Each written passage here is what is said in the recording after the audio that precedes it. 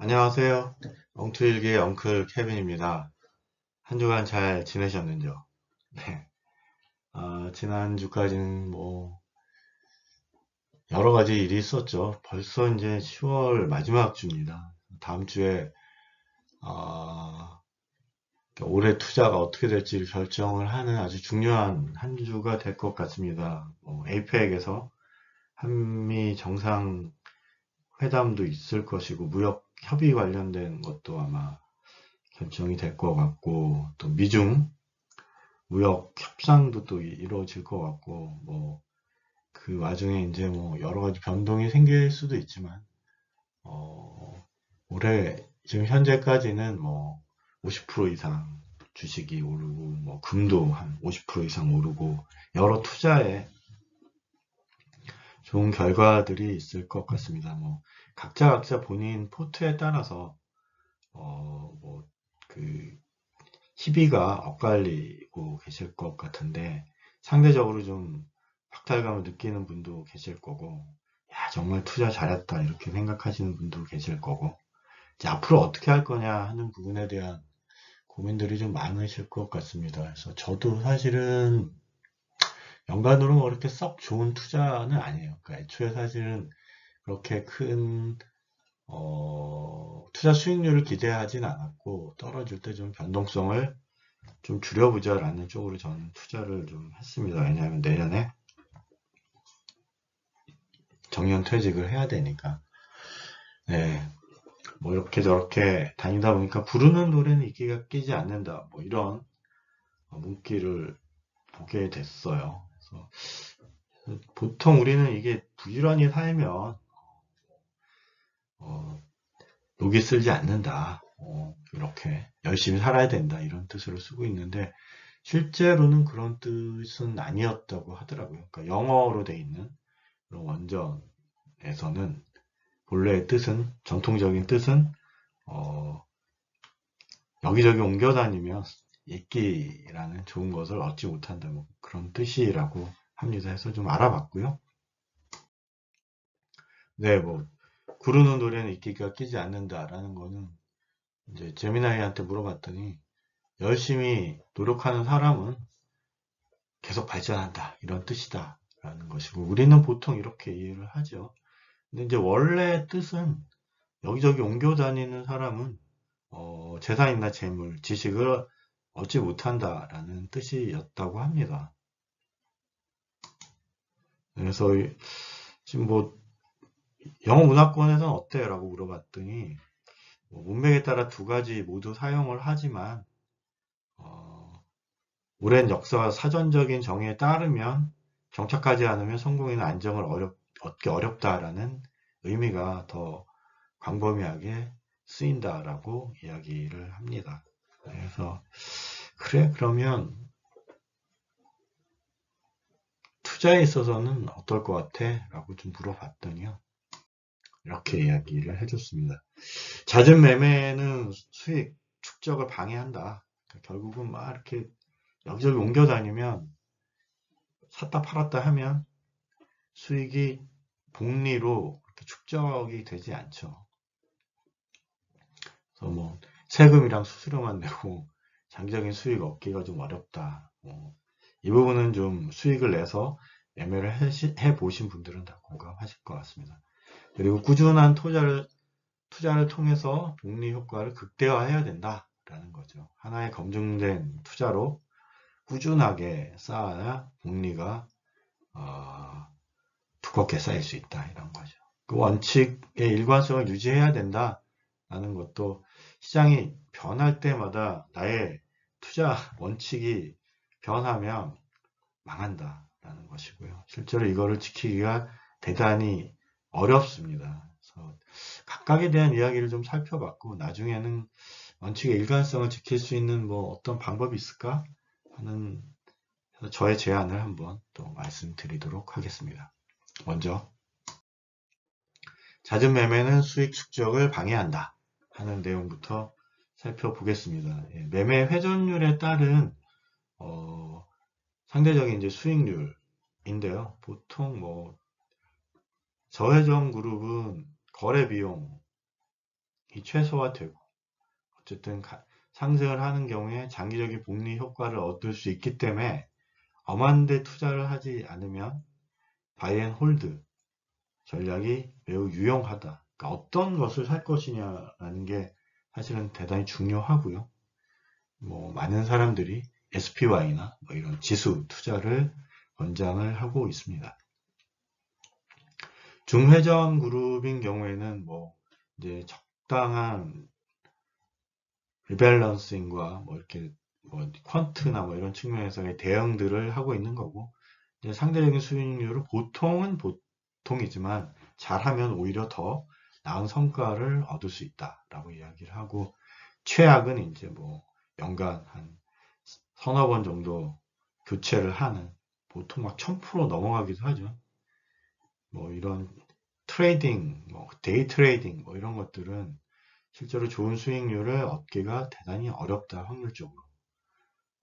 수수료, 세금, 뭐 이제 거래에 따른 슬리피지 뭐 이런 것들이 수익을 잠식하고, 잦은 매매를 하다 보면 비합리적인 매매가 한번 발생을 하면 제로를 곱하면 닭빵이 되니까요. 그 앞에 어떤 수익을 얻든지.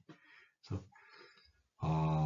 충격적인 손실을 초래하는 경우가 생길 수 있다. 그래서 이런 경우에는 진짜 매매 원칙을 뭐 손절 라인을 명확히 하고 미련 없이 이렇게 매매를 할 수 있는 뭐 그런 스킬 같은 것들이 필요한 거죠.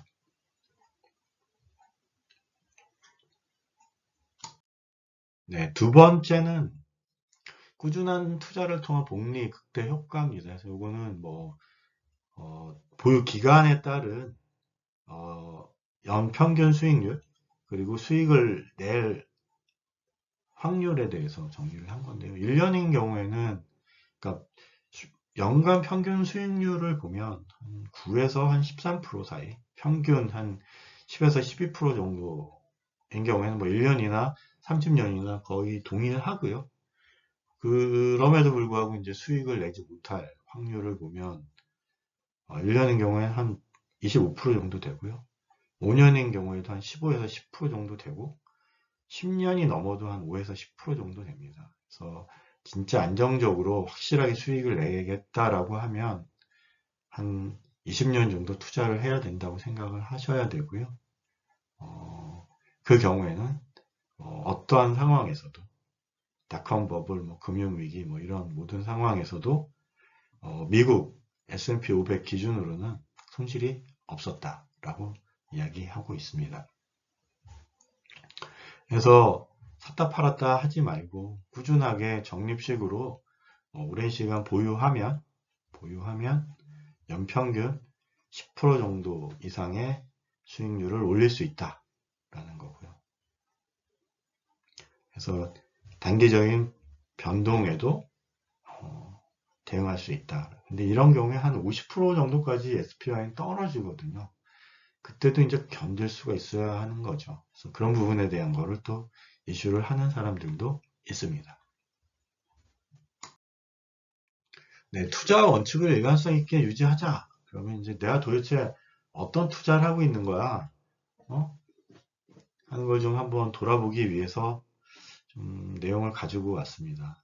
먼저 자산 배분이 있죠. 뭐 이런 거는 뭐 올웨더 투자가 있고, 뭐 영구 투자가 있고, 영구 포트폴리오 투자가 있고, 뭐 이런 것들이 있습니다. 그래서 뭐 현금, 주식, 채권, 부동산, 원자재, 금, 뭐 이런 것들을 적절히 나누어서 구성을 해서 변동이나 리스크를 최소화하면서 장기적으로 수익을 가져가. 변동은 최소로 줄일 수 있지만 장기적인 수익률은 그렇게 높지 않다라는 게 좀 장점이자 단점이고요.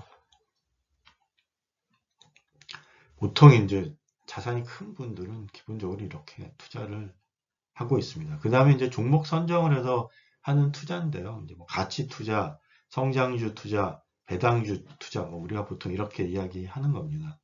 그래서 가치 투자라는 것은 기업의 내재 가치를 우리가 평가를 하고 저평가됐을 때 싼 가격의 주식을 찾고, 그것이 회복이 될 때까지 기다려서 회복이 되면 이 수익을 실현을 하는 거죠.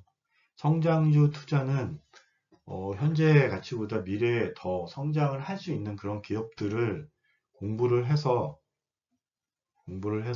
장기간 보유하는 그런 것을 이야기하죠.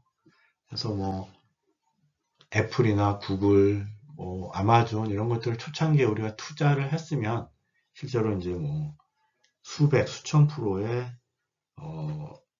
수익률을 기대할 수 있죠. 최근에도 뭐 팔란티어나 뭐 테슬라나 뭐 이런 기업들이 있는 거죠. 그래서 이 경우에는 열심히 공부를 해야 되고 실제로 이제 그 기업이 오르거나 내리거나 이제 견딜 수 있는 그런 멘탈이 좀 필요한 것 같습니다.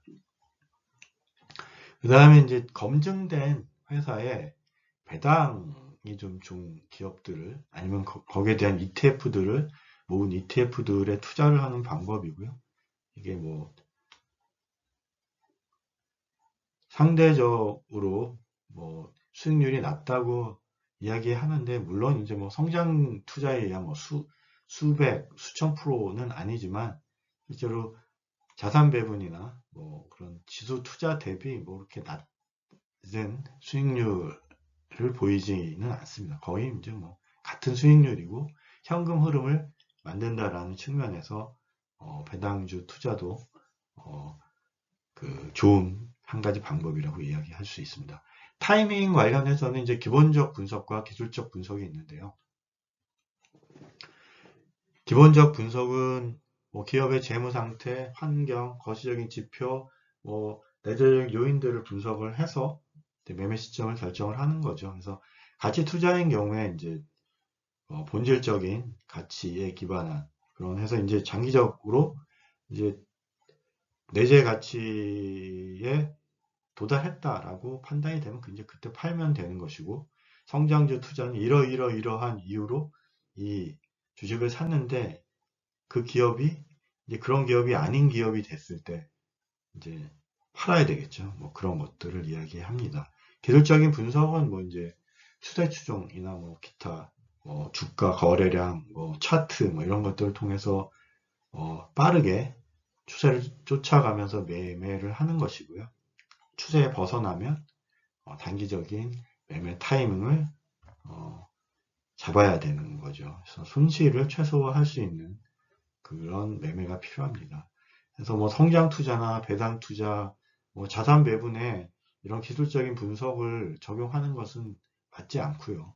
그래서 각자의 내가 어떤 투자를 어떻게 하고 있냐, 이 종목은 내가 왜 샀냐, 이 ETF는 내가 왜 샀냐라는 거에 대해서 생각을 하고 거기에 맞게 대응을 해 나가는 게 필요하다. 섞으면 망한다. 뭐 이런 이야기들을 많이들 하고 계시죠. 예, 뭐 제 나름대로의 결론입니다. 그래서 뭐 나는 성장주 투자도 하고 싶고 배당주 투자도 하고 싶고 그다음에 이제 큰 금액이 있는 건 자산 배분도 하고 싶은데 뭐 하나만 하라는 거냐?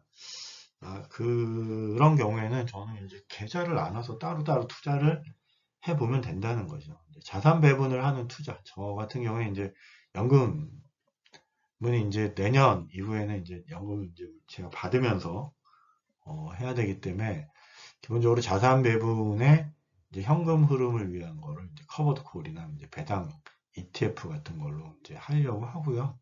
이 경우에는 이제 적립식으로 투자를 하다가 이제 배당 재투자를 하고 있고요. 이제 향후에는 이제 자산 배분에 의한 뭐를 연간으로 하면서 커버드 콜을 통해서 이제 연금을 받는 뭐 그런 식으로 진행을 하려고 합니다. 뭐 회전율은 거의 최소화할 거고 연간 리밸런싱을 통해서 요 자산 배분하는 것과 커버드 콜 하는 거를 비중을 조절을 해서 원하는 현금 흐름을 이제 만들면 되는 거죠. 투자 계좌는 공부를 해서 성장주를 사고 그다음에 이것들을 통해서 적당한 시기에 이제 그 리밸런스인가 대응을 해나가는 뭐 그런 식으로 할 수도 있고요. 그 다음에 또 하나는 뭐 굳이 이제 뭐 한 10%나 그 이하로 투기 계좌 같은 걸 하나 만들어서 실제로는 이제 우리가 그 기술적인 그런 트레이딩을 할 수도 있겠죠. 그래서 그걸 나누고 각각을 따로 관리를 해야 그 운영 방식이 섞이지 않을 수 있을 것 같다라는 이야기를 합니다. 지금 이 시점에 그러면 어떻게 할 거냐라는 거는 워렌 버핏의 이야기를 한번 해보려고 합니다. 이거는 주식시장은 그 야구 게임이 아니다. 우리는 모든 공에 모든 경우에 투자를 할 필요는 없다. 우리는 기다릴 수 있다. 우리가 원하는 시기와 그 종목의 타이밍이 올 때까지 기다릴 수 있다라는 거고요. 특히 이 부분은 개인 투자자가 가진 아주 차별화되는 장점이라고 생각을 합니다. 우리는 뭐 분기별로, 뭐 연간별로 누구에게 증명을 할 필요가 없기 때문에 우리가 원하는 투자를 할 수 있는 거죠. 그래서 지금 더 올라갈 수 있지만 뭐 이번 그 사이클에는 여기까지만 먹겠다라고 내가 결정을 할 수 있고요. 그 경우에 뭐 다른 지수 대비 뭐 수익률이 높냐 낮냐 하는 거는 뭐 그거는 다음 투자할 때 또 많이 하면 되는 거니까요. 그래서 지금 내가 투자를 많이 못해서 수익률이 상대적으로 낮은데 어떡하냐, 이번에 들어가냐 마냐, 그 판단을 뭐 적당한 기준에서 할 수 있지만 포모로 뭐 그냥 공포에 떨며 따라 들어갈 필요는 없다라는 생각을 해 봅니다. 네. 여러분 각자 사정과 그 형편에 맞게 투자 방식에 맞게 좋은 투자가 되시기를 기원합니다. 다음 주에 세계 정상들이 모여서 아세안 정상들이 모여서 좋은 결과들을 내주기를 바랍니다. 한미 무역 협의도 그렇고 미중 무역 협의도 그렇고 좋은 결과가 나서 다들 좋은 투자 결과가 올 연말까지 이어졌으면 좋겠습니다. 끝까지 들어주셔서 감사합니다.